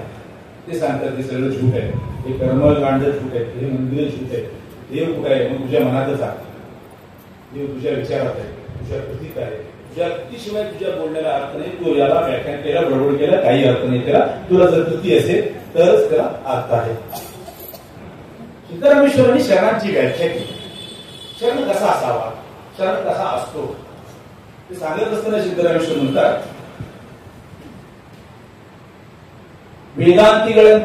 वेदांतीप्रमाणे ज्ञानबद्ध नाही आहेत शरण. शरण वेदांतीप्रमाणे ज्ञानबद्ध नाही आहेत, मुनीप्रमाणे क्रियाबद्ध नाही आहेत, साधकांप्रमाणे कार्यबद्ध नाही आहेत. म्हणजे फक्त ज्ञान खूप मोठा ज्ञानी आहे, फक्त ज्ञान पाजळतो, त्याच्या बोलून गेला खाली, पण त्याचं वेगळं चालू असतं. शरण असे नाही आहेत. मुनीप्रमाणे क्रियाबद्ध नाही आहे. मी साधना करतो, मी 11 दिवस उपास करतो, मी त्या डोंगरावर बसतो आणि तिथे खाली जातो, एका पायावर उभा राहतो, काश्मीर आपल्या हिमालयात जातो आणि 22 वर्षे तपश्चर्या करतो, केस वाढवतो, अशी क्रियाबद्ध नाहीये शरण. वेदांतीप्रमाणे ज्ञानबद्ध नाहीये, मुनीप्रमाणे क्रियाबद्ध नाहीये, ज्ञान क्रियाच्या पलीकडे शरण. हाच मुद्दा आणखी सविस्तर सांगत असताना सिद्धरामेश्वर सांगतात, वेदांती जर आपल्या ज्ञानाबद्ध असेल, तो त्याचं कसं वाया गेलं आयुष्य. वेदांतीय ज्ञान साधने येल्ली होईल. वेदांतीचं जे ज्ञान आहे तर मी शहाणा आहे, मला साधना करायची आहे, त्याच्यातच गेलं. त्याच्या ज्ञानाचा उपयोग समाजाला झालाच नाहीये. तो आला, ज्ञान पाजळलं, त्याचा ज्ञानाचा ढोल पडवला गेला, संपला विषय. समाजाला त्याचा उपयोग झालेला नाही. क्रियावंतर ज्ञान नुडियेती होईल. व्यवहार्य ज्ञान, व्यवहार म्हणजे जो व्यवहार कुशल आहे, बनिया व्यापारी, त्याचं ज्ञान फायदा मिळवण्यासाठी, ज्ञानार्जन करण्यामध्ये गेलं. ह्या सगळ्याच्या पलीकडे बहरित ज्ञान जर मिळवण्यासाठी कपिल सिद्ध मल्लिकार्जुना तुमच्याशिवाय पर्याय नाही. शास्त्र सांगणारे 100 भेटतील, वेदांत सांगणारे 100 भेटतील, न्याय सांगणारे 100 भेटतील. कपिल सिद्ध मल्लिकार्जुना तुमचं खरं रूप ओळखणार आहे, तुम्ही काय आहात हे ओळखणार आहे, एकही जण भेटणार नाही. त्याच्या पलीकडे तुम्ही आहात असं सिद्धरामेश्वर सांगतात. सिद्धरामेश्वर शरण कसे आहे, शरणांचं वागणं कसं आहे ते सांगताना आणखी गोष्ट सांगतात. की मी सुरुवातीला वेदांचा उल्लेख केला, आगमनचा केला. ते आगमन किती पवित्र आहे. आकाशाकडे बघणाऱ्या ईशान मुखातून आगमनचा जन्म झाला. त्या आगमनाचा फोलपणा, आगमनाचा तोकरपणा सांगत असताना आणि शरणांची थोडी सांगत असताना सिद्धरामेश्वर सांगतात, शरण नडे, शरणांचं वागणं, शरणांचं वर्तन कसं आहे ऐरगैर समजू नका. शरण कसे कुठल्याही वेदांच्या उच्चामध्ये, आगमांच्या श्लोकामध्ये शरणांचं वर्तन बसत नाही आहे. त्याच्या पलीकडे शरण आहे. शरण माधार चेन्नयांचं वागणं कुठल्या आगमामध्ये आहे. शरण प्रक्रिया, डोहर प्रक्रियांचं वागणं, वर्तन कोणत्या वेदामध्ये आहे. कारण शरणांचं वागणं सच्चिल आहे. इवर नडे सच्चिला, इवर नुडी सच्चिला. त्यांचं वागणं सत्यशुद्ध आहे, त्यांचं बोलणं सत्यशुद्ध आहे. त्यांनी जे जे बोलले ते प्रत्येक वाक्य, ते शब्द, शरणांचं प्रत्येक वाक्य, प्रत्येक शब्द आपण त्यांना वचन म्हणूया, हे मोक्ष प्रदायक आहे. पहा, हे शरणांचं एक मी शब्द वापरला होता तरी मी वचन म्हणतो. ते वचन सांगण्यासाठी सिद्धरामेश्वर म्हणतात की वचने किती श्रेष्ठ आहे. यम वचन पारायण के, आमच्या एका वचनाचं पारायण गायत्रीचं शतकोटी जपापेक्षाही श्रेष्ठ आहे. आमच्या एका वचनाचं पारायण षट्रुद्र याग करण्यापेक्षा, शतरुद्रीय जपाभिषेकेचे विनियोग त्यांच्यापेक्षाही श्रेष्ठ आहे असं सांगतात. आमच्या एका वचनाचं पारायण म्हणजे जे काही वैदिक व्यवस्थेमध्ये किंवा कर्मकांडामध्ये रमणारे ज्या लोकांनी सांगितलं की कोटीची पोच केल्यानंतर तुम्हाला पुण्य मिळतं, येथे याग केल्यानंतर पुण्य मिळतं, गायत्री मंत्राच्या जप, गायत्री मंत्र त्यांनी सांगितलं, गायत्री मंत्राच्या जप केल्यानंतर तुम्हाला एवढं पुण्य मिळतं, हे सगळं खोटं आहे. कारण आमच्या शरणांचं एक वचन जरी तुम्ही वाचलं तर तुम्हाला त्याहीपेक्षा जास्त पुण्य मिळतं. ही शरणांची थोरवी आहे. आता सिद्धरामेश्वर त्या घोडी महान काळापासून शिवयोगी झाले होते जसं आपल्याला लक्षात येईल. मग कैलास काय आहे आपण पाहिलं. कैलास म्हणजे हाळू बेटा, तिथं राहणारे सगळे कामचोर आहेत, ते सगळे काही उपयोगाचे नाही असं सिद्धरामेश्वर सांगतात. हे सिद्धरामेश्वर मल्लया तिथे आहेत म्हणून सांगत होते, महादेव म्हणून उपासना करत होते. स्वर्ण ज्या ईश्वराची संकल्पना सांगतात तो निर्गुण आहे, निराकार आहे, तो ईश्वर सिद्धरामेश्वरांनी आता मान्य केल्याचं आपल्याला दिसून येतं. निर्गुण निराकार ईश्वर आहे, तो तुझ्यात आहे, तो माझ्यात आहे, तो चराचरात आहे. सगळ्या शरणांनी बसवण्याचं कौतुक केलंय, पण जेवढ्या कमिटमेंट सिद्धरामेश्वरांनी केलंय दुसऱ्यांनी केलेलं नाही. आपण आपल्याला एक आरती करताना आपल्याला एक आरतीचं कडवं आठवत असेल सगळ्यांना. एक मोठी आरती येते गणपतीच्या वेळी, सगळे 100 आरत्या होऊन एका श्लोकापर्यंत आपण येतो. ते श्लोक कसं आहे, त्वमेव माताचे पिता त्वमेव, त्वमेव बंधुश्च सखा त्वमेव, बरोबर ना. त्वमेव देव नाही, त्वमेव बंधू मम देव देव, त्वमेव सर्वम मम देव देव, बरोबर. हे वेदामध्ये आहे. म्हणे कंदे नेनू ताई नेनू, बाबा तुम्हीच आहे, आई तुम्हीच आहे, बंधू तुम्हीच आहे, गुरु संगम देवा. कंदे नेनू ताई नेनू बंधू नेनू बळग नेनू नेनगे नेनगे ते मत्ता आरोग्य या कुडल संगम देवा. मला तुमच्याशिवाय दुसरं कुणीही नाही कुडल संगम देवा, माझं सर्वस्व तुम्हीच आहात. हा पुन्हा दावा सिद्धरामेश्वर करतात. सिद्धरामेश्वरांना मान्य नाही. सिद्धरामेश्वर असं म्हणाले पाहिजे होते, हे चंद्रमल्लिकार्जुना तुम्ही माझी आई आहे, तुम्ही माझे बाबा आहे. हे चंद्रमल्लिकार्जुनाला कोण करतात आता. सिद्धरामेश्वर सांगतात बसवण्णा नेता आहे, बसवण्णा हेच बाबा आहे, बसवण्णा हेच आई आहे, बसवण्णा हेच परमबंधू येणे, बसवण्णा हेच माझे परमबंधू आहे. हे वसुधीश कपिल सिद्ध मल्लिकार्जुना तुम्हाला आणि मला दोघांनाही नाव देणारे म्हणजे ओळख देणारे किंवा नामकरण करणारे आत्या किंवा मावशी नामकरण सोहळ्यामध्ये क्रेडिट घेऊन पाठीवर शबासी घेऊन सांगते की बाळा बाळा थोडू चंद्रचंद्र पूर त्यांना सांगायचं की हे कपिल सिद्ध मल्लिकार्जुना निन गेयू नने गेयू व्यसरित देव बसवण्णा नय्या. हे कपिल सिद्ध मल्लिकार्जुना बसवण्णा हेच आई आहेत, बसवण्णा हेच बाबा आहेत, बसवण्णा हेच परमबंधू आहेत माझ्यासाठी आणि तुम्हाला आणि मला दोघांनाही ओळख देणारे नामकरण करणारे बसवण्णा आहेत. म्हणजे तुम्ही आजपर्यंत ईश्वर देव आहे आम्ही सगळ्यांनी सांगितलं होतं, ईश्वर देव आहे, ईश्वर आई आहे, ईश्वर बाबा आहे. सिद्धरामेश्वरांनी ईश्वराची जी काही संकल्पना होती त्या ठिकाणी नाव बदललं, ते बसवण्णाला परमबंधू आणि ईश्वर म्हणतात. आणखी एक वचन आहे बसवण्णा सिद्धरामेश्वरांचं 2000 वचनामध्ये साधारणतः 280 वचन आहे. आज गुगल टूलला आपण जर शोधतो, जर टेक्नॉलॉजी ज्यांना माहिती आहे मी ते वेबसाईट सांगेन तुम्हाला, 2000 वचनापैकी साधारणतः 240 ते 280 वचन आहे. चंद्रबसवांनाही नाव आहे काही वचनामध्ये, पण ह्या 250 पेक्षा जास्त वचनामध्ये सिद्धरामेश्वर बसवण्णांची थोरवी गातात. तंदेनी ताईनी म्हणलं आई तुम्ही बाबा तुम्ही म्हणल्यासारखं सिद्धरामेश्वर दुसऱ्या एका वचनामध्ये म्हणतात की बाबा बसवण्णा कोण आहे. बसवण्णाची निंदा झाल्यास त्यावेळी झाली असेल, ते नाकारत असताना सिद्धरामेश्वर सांगतात हे देवा हे कपिल सिद्ध मल्लिकार्जुना बसवण्णांचं कौतुक न करणाऱ्या समोर, बसवण्णांची थोरवी न गाणाऱ्याला माझ्या समोर म्हणतो. बसवण्णांना हाड कर, बसवण्णांना भगड कर, बसवाक्षर त्रय मंत्र व जपी सदर.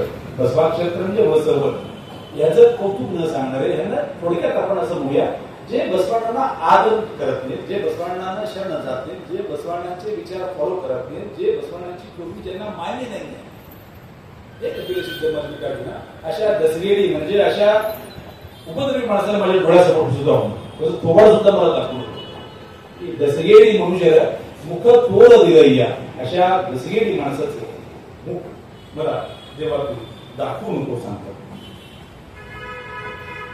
बसवांना सिद्धरामेश्वरांची अन्योन्य भक्ती सांगत असताना आपण त्या दोघांमध्ये काय अनुभवत आहे याचा विचार केला तर कल्याणमध्ये जेव्हा सिद्धरामेश्वर अनुभव मंडपात गेले, अनुभव मंडपात ते शरणांनी सुद्धा तेवढ्याच त्या सिद्धरामेश्वराला म्हणजे एक मोठा नेता किंवा एक सुपर हिरो जर आपण म्हणतो आणि सुपर गावात झालेला आहे म्हणजे की लोक तसं बघायला गर्दी करतात तसं बघण्यासाठी सिद्धरामेश्वरांना पाहण्यासाठी गर्दी झाली असावी.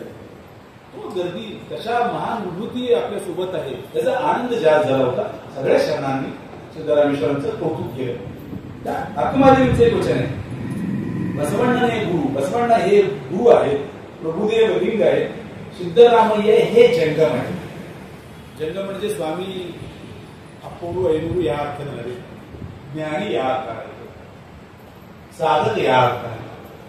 बसवण्णा हे गुरु, बसवण्णा हे गुरु आहे, प्रभुलिंग हे या गुरुलिंग जंगम ह्या शरणांची मूल्ये गुरुलिंग जंगम काय प्रसाद त्या सगळ्या मडिवाळ जंगम चंद बसवण्णा परमाराध्या यांना सगळ्यांना भेटून यांच्या सगळ्यांच्या सहयोगाने यांच्या सगळ्यांच्या सहवासाने मी सुखी झाले पहा असं आत्महरी सांगतात.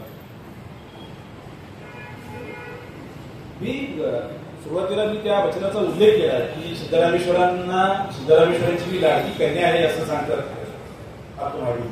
ते वचन असं आहे बसवण्णांच्या घरची मुलगी झाल्या कारणानं मला त्यांनी प्रसाद देऊन माझा सांभाळ केला.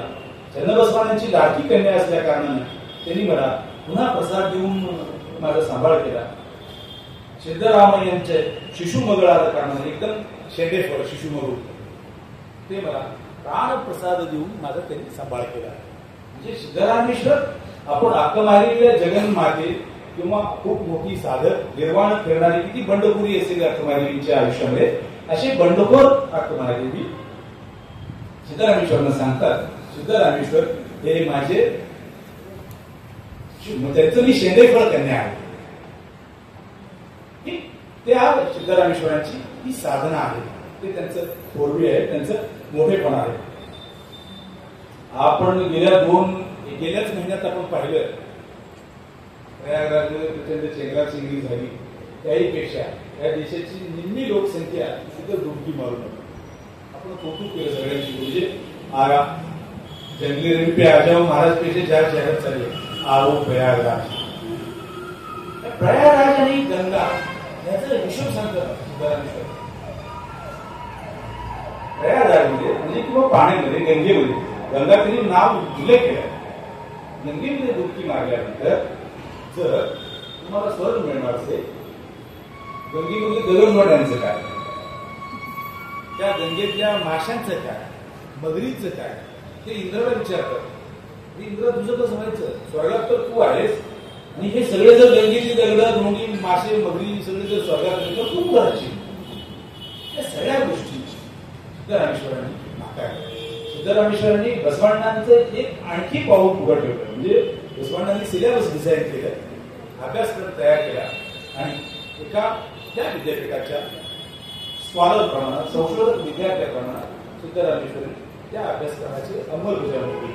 त्या अभ्यासक्रमाची अंमलबजावणी कशा पातळीवर केली. आपण समानता पाहिली, आपण जातीभेद निर्माणाच्या पातळीवर पाहिलं. सिद्धरामय्या लोकांत मिसळायचे आणि कर्मकांडात जे काही चालू होत्या आजही चालू आहेत. आज आपण महिला योगायोगाने जास्त आहेत. तर माझी पुतणी मी सारखा उल्लेख करतो ह्या गोष्टीचा आणि ते मला आवर्जून ते सांगावं वाटतं. मी माझ्या पुतणीसाठी आणि मिसेससाठी फॅमिली पॅक आणायचो मी हॅपी पॅकची. आपण ते स्वीकारले, आपण विज्ञानी वगैरे झालो, आपण टेक्नॉलॉजी स्वीकारलं, तंत्रज्ञान स्वीकारलं, स्त्री पुरुष समानता स्वीकारली. आपण सुपर मार्केटमधून खूप आणि नेमकं गणपतीचं अथर्वशीर्ष वाचताना मात्र आठवतो तुम्हाला आपण स्त्री आहोत आणि आपल्याला पेरियड्स चालू आहे. हे येतं त्या स्वामीला कसं कळतं हे तुम्हाला क्लिअर असेल. एकदम निव्वळ म्हणजे निव्वळ खाजगी बाब आहे ही गिल्ट आहे तुमच्या मनात. ही गिल्ट आपण अजून दूर करू शकतो. आपल्याकडे निघायचं जर बहुसंख्याक असतील तर आपण गुगळ काढतो.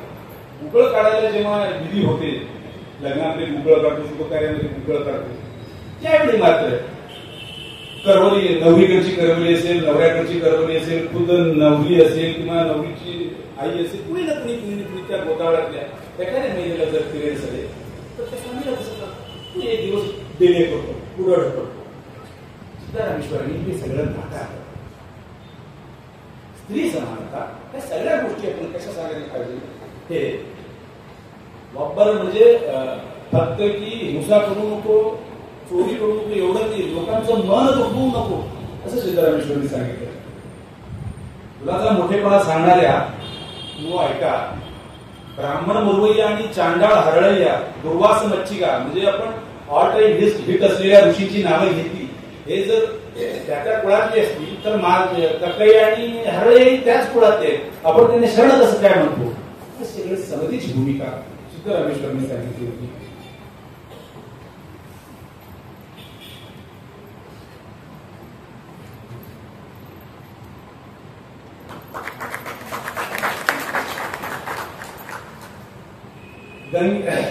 गंगा नदीची घनता आपण सांगितली, त्याच्यातले सगळे पाहिली, ते सगळ्यातले सगळे प्राणी जर स्वर्गात गेले तर इंद्राचं कसं व्हायचं वगैरे. तेच धागा आणखी पुढे सांगताना सिद्धारामेश्वर म्हणतात, एखाद्याचं मन दुखवून, एखाद्याला त्रास देऊन, एखाद्याची हिंसा करून, एखाद्याला फसवण्याची सप्तसूत्रीत पळवेड अशा गोष्टी करून बरोबर मनावर भातव मारी तुम्ही गंगेत डुबकी मारल्यानंतर काय होणार आहे. काही होणार नाही. शरणांचा धर्म, सिद्धारामेश्वरांचा धर्म हा प्रायश्चित्ताचा नव्हे तर पश्चातापाचा. प्रायश्चित्त तुम्हाला अँटिट्यूड देतो, उपाय देतो. स्वामीला तर 1000 दक्षिणा दे, तुझ्या पापातून मुक्ती होऊ शकते अशी पळवाट देतात. महादेवाला अभिषेक करा, 11 नारळ फोडा, तुमचं पाप धुवून जाईल. तुम्ही गंगेला जावा, डुबकी मारा, तुमचं पाप धुवून जाईल. हा वैदिक परंपरेचा प्रायश्चित्त धर्म नाकार शरणात पश्चाताप धर्म सांगितलं. तुझ्या मनाला विचार. अरुगेडी एक शब्द आहे आपल्याकडे, म्हणजे वेड्यासारखं जो वागतो तो अरुगेडी असतो. पण तू तिथे येतो आपण तुझ्या मनाला विचार. तुझे अरिव जागृत ठेव. तुझ्या मनाला विचार. तुला जर योग्य वाटलं तर ते कर, तू चुका पुन्हा करू. हा प्रायश्चित्ताचा तर पश्चाताचा धर्म बसवांनी सांगितलं. सिद्धारामेश्वरांनी सांगितलं, एकाचं मन दुखून तुम्ही काही दुसरं काही करू शकत नाही. असं शरण कसं वागावं, शरणाची व्याख्या, शरणांचे सिम्पटम्स म्हणजे लक्षणं सांगितली. तू ध्यानबद्ध नाहीये, तू क्रियाबद्ध नाहीये, तू वेदांत नाही. पण शरणा आपण आता शेवटाकडे यायलो. शरणाची आचारसंहिता जे आज जास्त रिलेव्हंट आहे. पुरुषाच्या मनात डोळ्यातल्या नजरा त्याच्या कृतीपेक्षा डोळ्यातून लवकर स्त्रीला समजतात म्हणून असं सायंटिस्ट सांगतात. त्यांच्यासाठी जास्त रिलेव्हंट होणार हे वचन. हे वचन सांगून घे, आपण समाप्त करतो. सिद्धारामेश्वर सांगतात की बाबा कसं वागायचंय तुला समाजात. घोडी महाकाळ आणि सिद्धारामेश्वर, योगी सिद्धारामेश्वर, योगी कुल चक्रवर्ती सिद्धारामेश्वर का म्हणायचं त्यांना. सिद्धारामेश्वरांना योगी कुल चक्रवर्ती का म्हणायचं.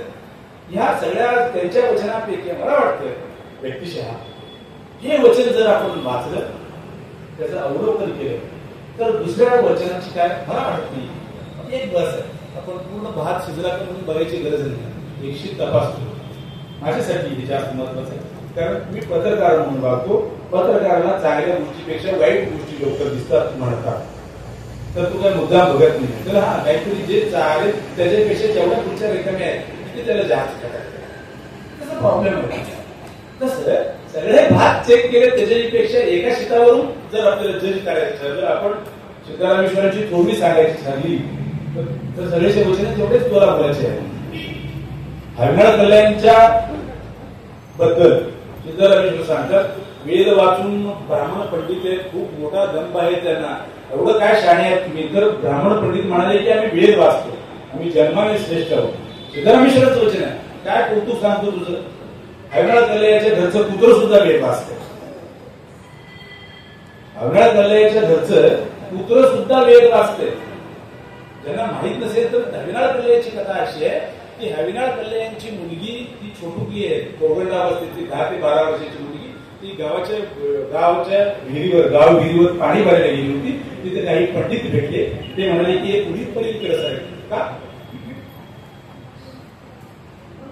तुझी सावली आमच्यावर पडते, आम्ही बिटाळ होऊ, आमचं सोहळं नष्ट होईल. ती मुलगी म्हणते की ती कल्याची मुलगी आहे, आपण आता समजून घ्यायला पाहिजे कल्याची मुलगी कसं असणार. ती म्हणते तुझी माझी सावली जर तुझ्यावर पडत असेल तर तू बाटतो, तुझी सावली माझ्यावर पडल्या तर मी बाटत नाही का, माझं सोहळं जायला पाहिजे ना. त्यांच्यामध्ये वाद होता. त्यापैकी एक ब्राह्मण तिला ढकलतो, तिचं घागर पडतं आणि देवी मातीचं ते फुटतं आणि ती मुलगी रडत घराकडे. आणि त्यांच्या पंडितांमध्ये चर्चा सुरू होती, काय अरोगंट मुलगी आहे. कल्याची मुलगी, आम्ही एवढे पंडित एवढे मोठे शास्त्री आणि आम्हाला ती उलट बोलते, नमस्कार केलं पाहिजे, लांब थांबवायला पाहिजे, ती काहीच करत नाही. ते सगळे हविनाळ कल्याणाकडे येतात आणि कल्याण हे सिद्धरामेश्वरांचे स्वतःला भक्त म्हणून घेतात. शरणामध्ये एक वैशिष्ट्य आहे सगळ्या शरणांचं, हे एकमेकांचे भक्तच आहेत. त्यात कुणीही दावा केलेला नाहीये मी याचा गुरु आहे. जे गाडगेबाबा म्हणतात मी कुणाचा गुरु नाही, माझा कुणी चेला नाही. शरणांची भूमिका तशी आहे. सगळे शरण उलटे सांगतात, सगळे एकमेकांना गुरुच म्हणतात. चन्नबसवांना सिद्धरामेश्वरांना गुरु म्हणतात, सिद्धरामेश्वर चन्नबसवांना गुरु म्हणतात, अल्लम प्रभू चन्नबसवांना गुरु म्हणतात, चन्नबसवांना बसवांना गुरु म्हणतात आणि बसवांना चन्नबसवांना गुरु म्हणतात. कक्कय्या बसवांना गुरु म्हणतात आणि बसवांना कक्कय्या माझे आजोबा पूर्वज तात भुक्तात म्हणतात. महाराज चन्नय्याला माझे पूर्वज म्हणतात. गोत्र पुरुष काय सांगतात, 8 ऋषी गोत्र पुरुष आहेत आणि आमच्या गोत्राचं काय म्हणले की आपण सांगतो, ज्याला माहित नाही आहे मंदिरात जे विचारतात की गोत्र काय म्हणले की आपल्याला पळवाट आहे त्याच्यात, कश्यप गोत्र सांगायचं. मला 8 ऋषी पैकी जर तुम्हाला गोत्र माहित असेल तर कश्यप. हे 12व्या शतकात बसवांनी त्याला उत्तर दिलं की जर तुम्हाला गोत्र पुरुष माहित नसतील, तुम्हाला जर कोणी गोत्र विचारलं तर तुमचं गोत्र कक्कय्या म्हणून सांगा. कक्कय्याच्या गोत्रातले आम्ही आहोत, आम्ही चेन्नईच्या गोत्रातले आहोत. असं ज्या माणसावर प्रभाव आहे, जो माणूस स्वतःला सिद्धरामेश्वरांचा भक्त म्हणून घेतो, ते हविनाळ कल्याण त्या पंडितांना सांगा, हा काय तुमचं भारी आहे, तुम्ही म्हणाले आम्ही वेद वाचतो, आम्हाला वेदांचा अभ्यास आहे. कल्याण म्हणाले वेद काय माझं पुत्र पण म्हणतो, ते त्यांचं श्वास जे आहे ते वेद म्हटलं म्हणे. तसं त्याच्यानंतर साधारणतः 125 वर्षांनी ज्ञानोबा राया नावाचा मुलगा रेड्याच्या मुखातून वेद उगवला. ह्या सगळ्या गोष्टी प्रतीक आहेत. ज्या माणसांना प्रतिष्ठा नव्हती, ज्यांना तुम्ही शूद्र म्हणून म्हणवलं, त्यांना दारात येत नव्हते तुम्ही, त्या लोकांना हरळ यांनी, पर्यायानं शरणांनी, पर्यायानं हविनाळ कल्याण यांनी, सिद्धरामेश्वरांनी शहाणं केलं. शरण धर्म हा समाजाला शहाणं करणाऱ्यांचा धर्म आहे. किंबहुना आम्ही एकटे शहाणे, तुम्ही सगळे बिनअकली असं म्हणणाऱ्यांचा धर्म अजिबात नाही. त्या हविनाळ कल्याणचा पुत्रा वेद म्हणतो. सिद्धरामय्या त्या हविनाळ कल्याणाला पोट करतात. शरण भक्त आणि एकूण समाजात वागणारे, समाज म्हणून, व्यक्ती म्हणून, पुरुष म्हणून, गुरु म्हणून, आजच्या काळात महाराज म्हणून वागणाऱ्यांनी कसं असावं, ही व्याख्या, ही तर काय लक्षण, अटी सिद्धरामेश्वरांनी सांगितली. त्या अटी सांगतो आणि मी थांबणार. भक्ताचं मन स्त्रीमध्ये झालं असतं. एखाद्या स्त्रीवर तुझं मन आलं तर तिच्यासोबत लग्न कर आणि संसार कर. भक्ताचं मन एखाद्या स्त्रीवर आलं तर तू लग्न कर आणि तिच्यासोबत संसार कर. भक्ताचं मन प्रॉपर्टी करायला, तुला वाटलं की बाबा 10 एकर शेती असायला पाहिजे, पैसे दे आणि खरेदी कर. भक्त नमना ಹೆಣ್ಣಿನೊಳಗಾದಡೆ ವಿವಾಹವಾಗಿ ಕೂಡುವರು. ಭಕ್ತ ನಮನ ಮಣ್ಣಿನೊಳಗಾಡದೆ ಆರಡೆ ಕೊಂಡು आलयव ಮಾಡುವರು. तुला जर प्रॉपर्टीचा मोह झाला तर तू पैसे दे, घे, तिथं घर बांध आणि राहा. मी महाराज आहे आणि हे मठ माझं आहे असं नको. माझ्यासाठी कुणीतरी मला घर बांधून द्यावं असं नको. हे माझं आहे असं नको. तुला ज्याच्यावर तुझे मन जातं तुझ्याशी लग्न कर आणि संसार कर. ती जर सोडली तर बाकीच्या सगळ्या स्त्रिया तुझ्यासाठी कपिल सिद्ध मल्लिकार्जुन आहे. ही सुद्धा कपिल सिद्ध मल्लिकार्जुन आहेच, पण इतर स्त्रियांकडे तू स्त्री म्हणून पाहणार नाहीस. भक्तन मण्ಣಿನೊಳಗಾದರೆ ಕಂಡು ಕೊಂಡು ಆದಾಯ ಮಾಡುದು म्हणजे पैसे देऊन घर बांधायचे तुम्हाला. ಭಕ್ತನ ಮಣ್ಣಿನೊಳಗಾದರೆ ಭಕ್ತನ ಮಣ್ಣಿನೊಳಗಾದರೆ बळ ದೊರಕಿಸುವುದು ನೋಡ. म्हणजे भक्ताचं मन मला जर वाटलं मला तर कड्या आता पुष्करात गळ्यात रॉकेट जर मला पाहिजे असेल तर मला ते घर विकावं आणि मीच दाखिले केले. मी तुमच्या घरात तुमच्या मुलीच्या लग्नाला येतो आणि मला एक थोडं सोनं द्या असं नाही म्हणायला पाहिजे. सिद्धरामेश्वरनी बाहेर शब्दात सांगितलं, मी अजिबात सांगत नाही.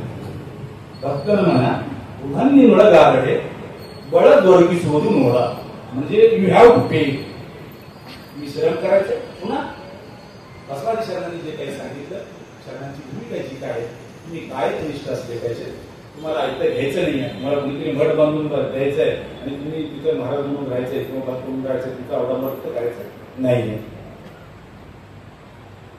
कन्यादान करून कुणीतरी तुझं पुनर्वसन करावं अजिबात नाही. भर मुलगी तुला जर जी पसंत पडेल तुझ्याशी लग्न कर, तुझ्यासोबत राहा, संसार कर. शरणांचा धर्म हा दाम्पत्य धर्म आहे. भक्तन म्हणा मण्ಣಿನೊಳಗಾದರೆ बळ ದೊರಕಿಸುವುದು ನೋಡ. हे कपिल सिद्ध मल्लिकार्जुन तुमच्या साक्षीने मला वाटतं आपण हा नियम जर केला तर ज्या काही गोष्टी आपण वाचतो, ज्या काही गोष्टी आपल्या भोवताली घडत आहेत त्या सगळ्यावर त्यापेक्षा वेगळं उपाय असावं असं मला वाटत नाही.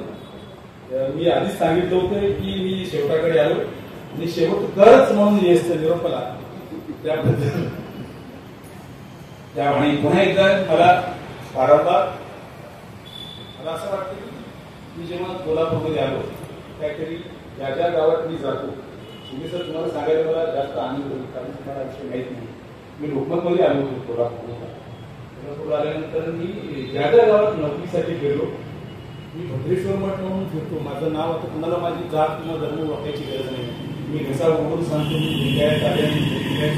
धर्मच मला आहे तरी लोक म्हणतात तू स्वामी आहेस, तू जंगम आहेस, तू अपूर्व आहेस, तू महाराज आहेस. म्हणून मला वारंवार ते क्लॅरिफिकेशन द्यावं लागतं. म्हणजे माझ्या भगव्यात मी म्हणजे भारी दिसतंय म्हणून ते भगवत कपडे काढतोय, त्याच्या माझं दुसरं काही हेतू नाही. तर ज्या ज्या गावात मी जातो त्या गावातल्या मठ संस्था ह्या माझ्या संवेदनेच्या आणि आस्थेचा विषय. कारण मी वयाच्या साधारणतः 8व्या वर्षापासून 10वी पर्यंत 7वी ते 10वी मी मठात राहून शिकलो. ज्या गावात गेले की त्या मठाला जायचं, कोण आहे का महाराज नाही का, काय कार्यक्रम करता का, श्रावणात काय कार्यक्रम होतात का, सोमवार काय होतात का, अमावस्या पौर्णिमेला आवर्जून करतो आपण काय होतात का, असं करत त्या त्या गावात करत होतो. मी जेव्हा कोल्हापूरमध्ये आलो कोल्हापूरमध्येही मी विचारत म्हणजे आम्ही बावड्यात राहत होतो. आमचं लोकमत ऑफिस शिरोली MIDCला आहे, आजही आहे, तिथंच आहे. आम्ही येत असताना तर लोकांनी सांगितलं पत्रकारांनी त्या दसराच्या चौकात एक मठ आहे बोलून. मी आणि माझं 1.5 वर्षाचा बाळ आणि माझी मिसेस आम्ही आलो. त्यावेळी पहिला माणूस भेटतो मला राशी साहेब सांगितली अरे स्वामी आहे तुम्ही, स्वामी खूप आपल्यासाठी आहे. त्यावेळी आपल्या डोक्यात लिंगायत धर्म निघेल ह्या गोष्टी होत्या, पुरुषांना आहार येतो त्या विषय नव्हता. तर ह्या सगळ्या गोष्टी ज्या आहेत मग संस्थांनी माझ्या जास्त आस्थेचा आणि संवेदनशील आणि मग संस्थांमध्ये होणाऱ्या ज्या काही गोष्टी आहेत आपण सिद्धरामेश्वरांच्या या वचनाशी जर टाळून पाहिलं मला वाटतं वेगळ्या कुठल्या तरी चंद्रगेता हे विश्लेषण करायची गरज नाही असं वाटतं. पाटीलकाकांनी मला विषय दिला आणि ह्या विषयावर काय करायला काय काय बोलावं ह्याच्या सगळ्याच गोष्टीसाठी आम्ही जास्त ठरवतो. त्याचे आज पाटील साक्षीदार संधी दिली त्याप्रमाणे आणि तुम्ही ऐकलं त्याबद्दल मी पुन्हा एकदा आभार मानतो. शरणशः